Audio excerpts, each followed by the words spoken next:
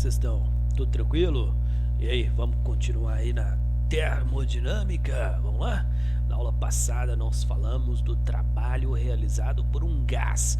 Isso a pressão constante. Chegamos na expressão trabalho igual a P delta V. Desenvolvemos essa expressão aí na aula passada. Se você perdeu, volta lá e assiste, viu? Aproveita e se inscreva no meu canal, tá bom? Vamos lá então, senhores. Hoje nós vamos falar da primeira lei da termodinâmica. Olha só, imagine que aqui a gente tem um cilindro. Esse cilindro ele contém aqui um pistão, um êmbolo, Para quem não sabe o que é pistão, imagina aquele êmbolo, aquela parte preta da seringa que empurra o líquido, sabe? Pois é, aqui tem um êmbolo móvel. A gente vai falar mais pistão porque mais para frente nós vamos aprender sobre os motores endotérmicos. E aí essa peça aqui, no motor endotérmico é chamada de pistão, tá bom? Então aqui a gente tem esse êmbolo, aqui esse pistão, encerrando um gás. Dentro desse cilindro aí, a gente tem um gás ideal. Lembrando, que o gás ideal é aquele gás cuja energia interna só depende da temperatura. Então, se a temperatura for constante, a energia interna também será, beleza? A energia interna só vai mudar se a temperatura mudar. Se a temperatura aumenta, a energia interna aumenta. Se a temperatura reduz, a energia interna reduz também. Na última aula eu também defini aí com vocês o que é um gás ideal que nós vamos usar aqui na nossa termodinâmica, beleza? E aí, eu vou pegar aqui uma vela, tá bom? Vou pegar uma velinha aqui, ó, uma fonte de calor, E vamos acender essa vela, ó. Acendeu, tá vendo? Essa vela está fornecendo calor para esse gás ideal, certo, senhores? O que vai acontecer, hein?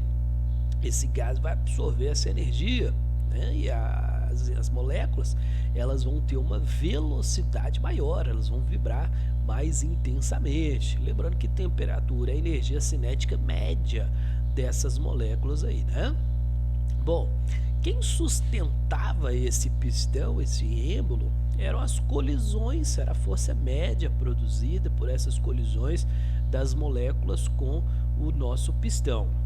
Claro, as moléculas estão colidindo também aí com o cilindro, em todas as partes, mas o que sustenta o peso desse pistão é as colisões na direção longitudinal do cilindro. Então essas colisões produzem uma força média que se iguala ao peso do pistão, e aí ele fica em equilíbrio estático aí, tá bom?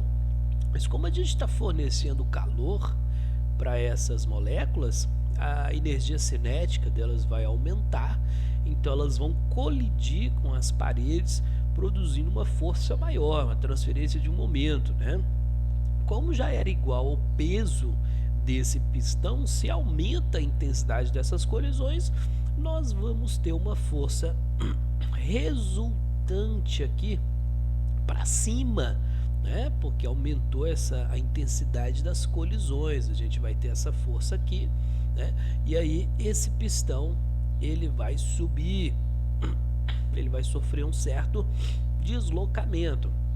Na aula passada nós demonstramos que o trabalho realizado por esse gás, esse trabalho vai ser dado por P delta V, onde P é a pressão e o delta V é a variação de volume.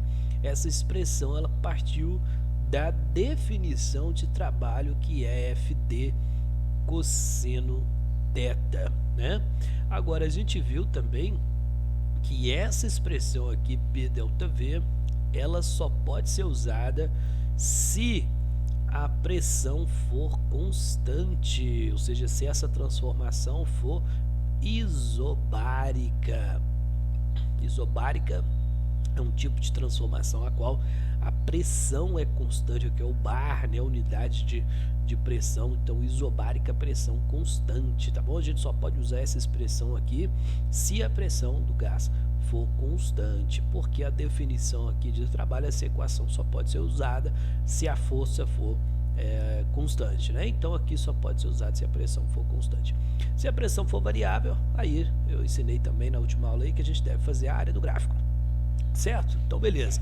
Agora olha só, vamos aplicar a esse sistema é o princípio da conservação de energia. A gente sabe que a energia sempre se conserva, né? O princípio máximo da física aí que é utilizado é a conservação de energia. A gente sabe que a energia não pode ser produzida nem destruída. A energia sempre se transforma. A energia do universo ela é constante, certo? Então olha só, como a energia é constante, o calor que estamos fornecendo para esse sistema, calor é o que? Energia, né? Energia em trânsito, lembrando. Então essa energia ela tem que ser usada para duas coisas.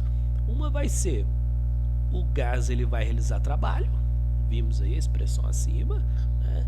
E outra coisa, o gás ele pode também esquentar. E se ele esquenta, o que que muda?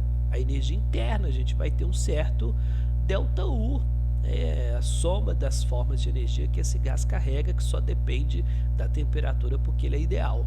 Então, por conservação de energia, nós chegamos nessa expressão aqui, Q igual a W mais ΔU.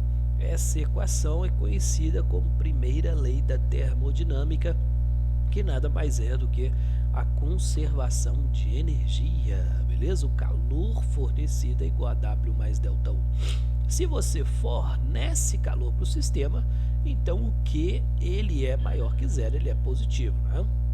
Se o gás ele perde calor aqui para a vizinhança, então o Q vai ser negativo.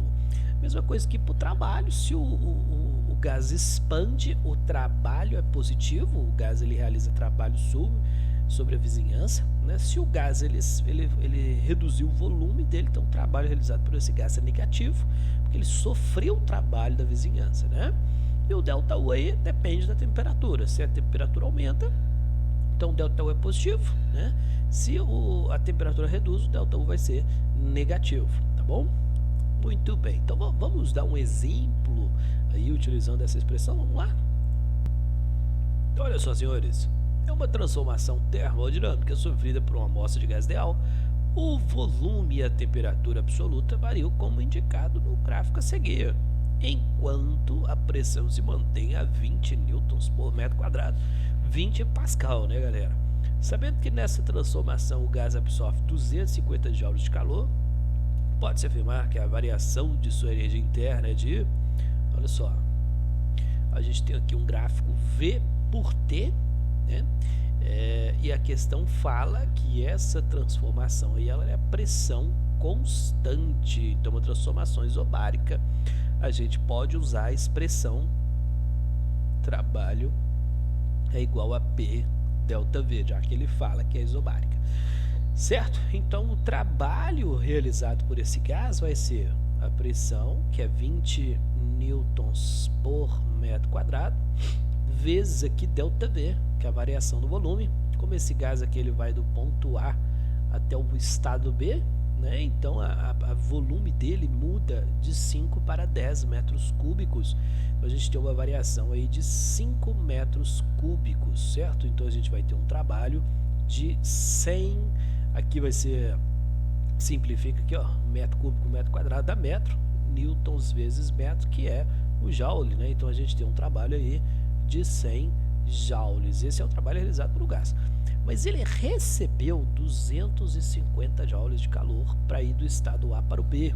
Então, como a energia se conserva, a gente sabe que Q é igual a W mais ΔU. Então, a quantidade de calor vai ser o W, a gente já calculou aqui que é o trabalho, 100 joules, né? E a quantidade de calor aqui que ele recebeu, a questão fala 250 joules. Então, mais ΔU aqui, a gente tem um ΔU de 150 joules de energia. Resposta letra B. Tranquilo, né? Então, o próximo passo, galera, é a gente entender, aplicar o princípio da conservação da energia aí nas transformações termodinâmicas, isocórica, isobárica, isotérmica, adiabática, tá bom? Que é a nossa próxima aula. Bom, senhores, então, beijão para vocês e até a próxima aula.